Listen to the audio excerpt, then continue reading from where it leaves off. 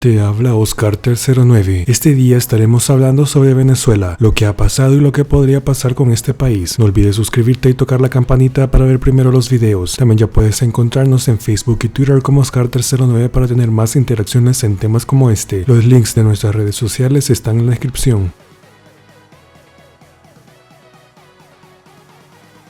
Primero hablaremos del contexto del país y los últimos eventos ocurridos y luego pasaremos a hablar de los escenarios que podrían pasar y que terminarían con la caída del régimen de Maduro.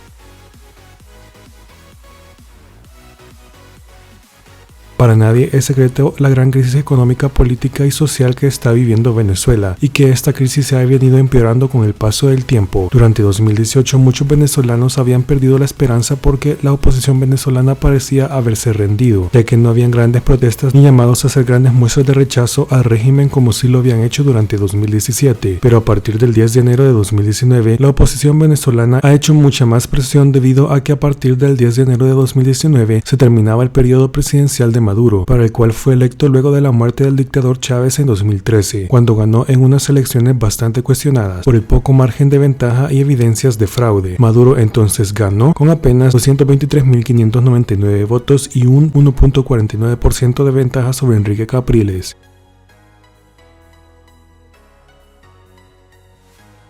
Al terminarse ese periodo de Maduro en 2019, la Asamblea Nacional de Venezuela declaró ilegítimo a Nicolás Maduro, declarándolo como un usurpador, y no reconocieron las elecciones presidenciales de mayo de 2018, una acción que es posible gracias a la Constitución venezolana y el artículo 233, donde se dice explícitamente que el presidente de la Asamblea Nacional puede ocupar el cargo de presidente encargado hasta la realización de elecciones libres, luego de que la misma Asamblea Nacional haya declarado la vacancia de la presidencia al inicio de un nuevo periodo presidencial. Y así fue, el 5 de enero había sido declarada la vacancia y el presidente de la Asamblea Nacional era entonces ya Juan Guaidó. Días después, el 13 de enero de 2019, Juan Guaidó fue detenido por el SEBIN, la inteligencia del Estado venezolano, en un cabildo abierto en el estado de Vargas, para luego ser liberado. Se reporta incluso que habría sido liberado como desobediencia de algunos de los altos cargos del SEBIN a las órdenes explícitas de Maduro. Llega el día 23 de enero de 2019, donde Juan Guaidó finalmente juramentó en un acto ante miles de manifestantes como presidente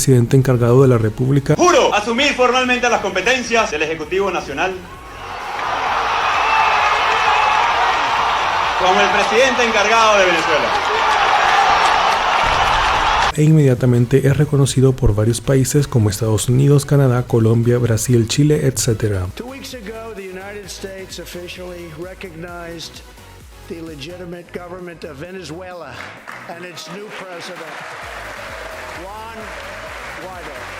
Last week, Canada joined many of its allies and recognized Juan Guaidó, President of the democratically elected National Assembly, as the interim president of Venezuela. Que Colombia reconoce a Juan Guaidó como presidente de Venezuela. O Brasil também, via o Itamaraty, acabou de emitir uma nota reconhecendo Juan Guaidó como presidente da Venezuela. El gobierno de Chile hemos decidido reconocer esta presidencia como encargado de Juan Guaidó. Israel joins the United States, Canada, most of the countries of Latin America and countries in Europe in recognizing the new leadership in Venezuela. La República del Ecuador reconoce como presidente interino de Venezuela al señor presidente de la Asamblea Nacional, Juan Guaidó. El gobierno de España anuncia que reconoce oficialmente al presidente de la Asamblea de Venezuela, al señor Guaidó Márquez, como presidente encargado de Venezuela.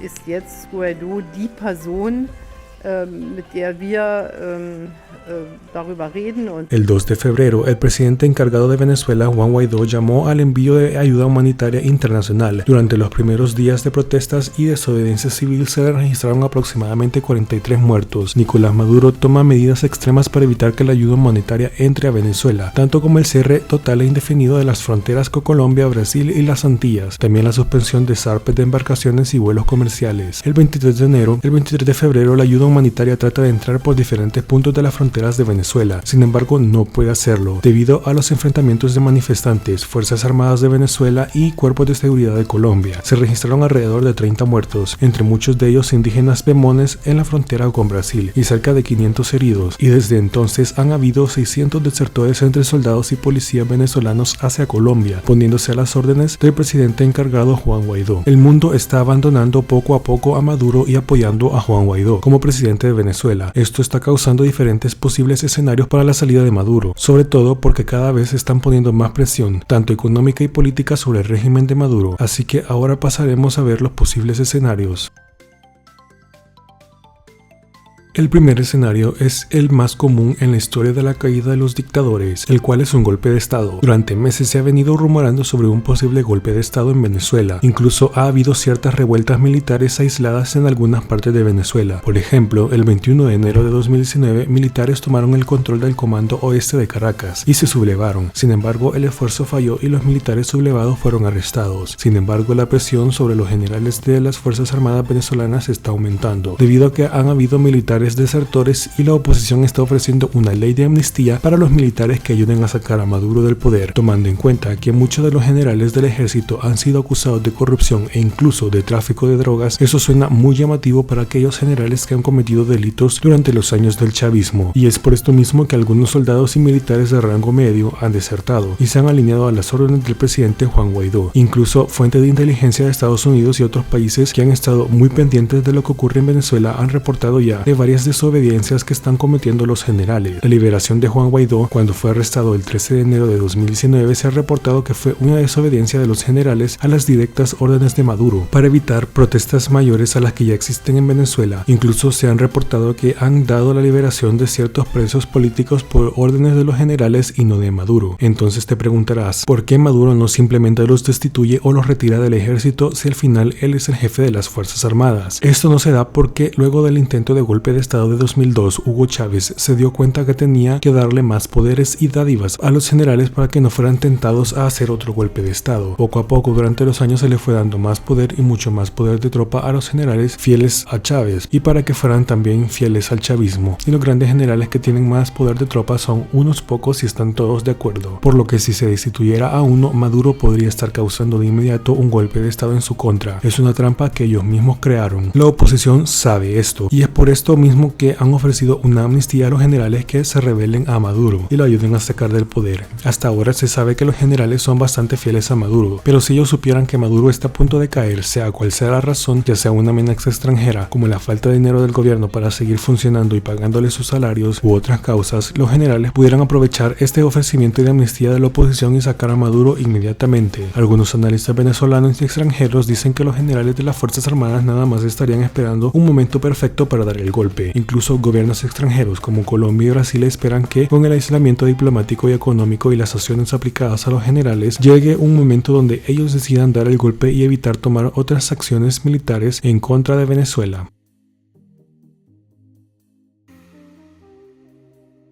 El segundo escenario es el menos probable, pero que cada vez se está escuchando más y más fuerte ante la nula acción de las Fuerzas Armadas para sacar a Maduro y acabar con la usurpación, y esta es la intervención militar en Venezuela. Luego de la negación de Maduro y de las Fuerzas Armadas de Venezuela de dejar entrar la ayuda humanitaria impulsada por Estados Unidos, Canadá, Colombia y Brasil el pasado 23 de febrero y que ese mismo día se habría asesinado a decenas de voluntarios y manifestantes en Venezuela y la quema de ayuda humanitaria, estos países están tomando acciones más agresivas en contra del régimen de Maduro, tanto así que el senador de Estados Unidos por el estado de la Florida, Marco Rubio, que es uno de los principales asesores de las acciones del gobierno de Donald Trump en contra del régimen de Maduro y de la situación de Venezuela, la noche del 23 de febrero, luego de que la ayuda humanitaria no haya podido entrar, tuiteó fotos en su cuenta de Twitter de la caída de 3 dictadores donde hubo intervención estadounidense, como lo fue la caída del dictador libio Muammar Gaddafi en 2011, la caída del dictador panameño Manuel Noriega en 1989 y la caída del dictador serbio Slobodan Milošević en 1999. sin poner pie de foto ni explicación del por qué tuiteaba esto, dando a entender que algo estarían planeando desde la Casa Blanca, y esto ha sido respaldado en los días siguientes por reportes de medios internacionales de vuelos de cazabombarderos estadounidenses sobre Venezuela con el fin de reconocer la zona. También se ha reportado el movimiento de aviones, buques y tropas hacia Puerto Rico, debido a que las bases estadounidenses en Puerto Rico están apenas a 1 hora de viaje de Caracas. Pero si este escenario se diera, hay mucha gente que se preocupa de qué es lo que ocurriera en Venezuela después de la intervención militar, si habría caos o no como resultado de la intervención militar. Y acá también hay dos escenarios que se pudieran dar.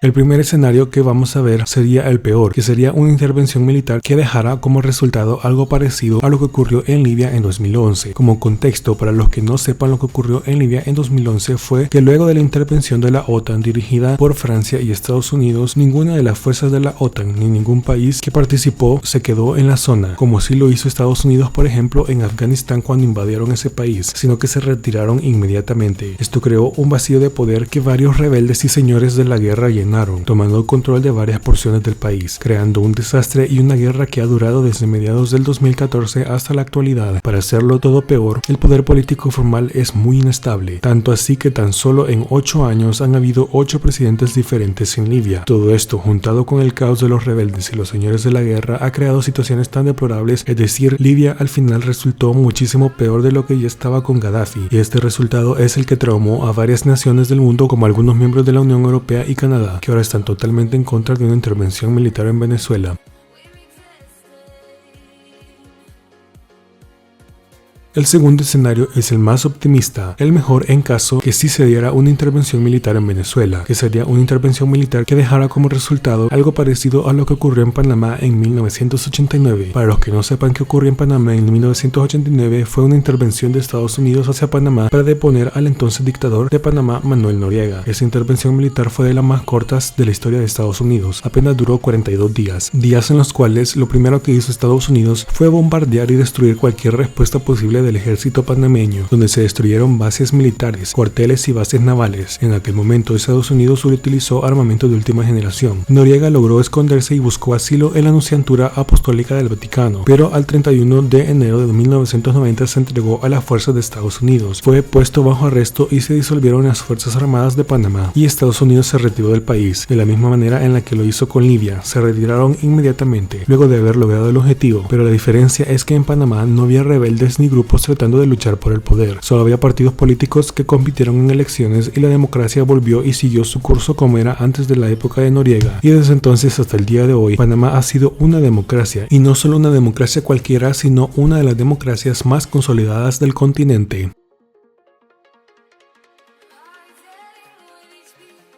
Personalmente creo que si se llegara a dar una intervención militar y Maduro fuera depuesto, el escenario que se diera en Venezuela fuera muy similar, si no idéntico al de Panamá, donde la democracia volvió inmediatamente. Se llevaron a cabo elecciones y el país ha sido de las democracias más establecidas del continente, porque en Venezuela no hay rebeldes, como los hay en Libia, tampoco señores de la guerra, y lo más seguro es que la cúpula del gobierno que apoya a Maduro y los generales que apoyan a Maduro también fueran arrestados, sobre todo porque muchos de ellos han sido implicados por la DEA en casos de narcotráfico con el cartel de los soles, y sobre todo porque ya hay un presidente encargado, Juan Guaidó, que es reconocido por el propio Estados Unidos y la comunidad internacional. Él fuera quien convocaría a elecciones para elegir al próximo presidente. Lo más seguro es que veríamos elecciones donde los grandes líderes opositores durante los años chavistas se verían cara a cara por el control de Venezuela. Entre ellos estarían María Corina Machado, Leopoldo López, Enrique Capriles, Henry Ramos Alup, entre otros, con sus respectivos partidos políticos.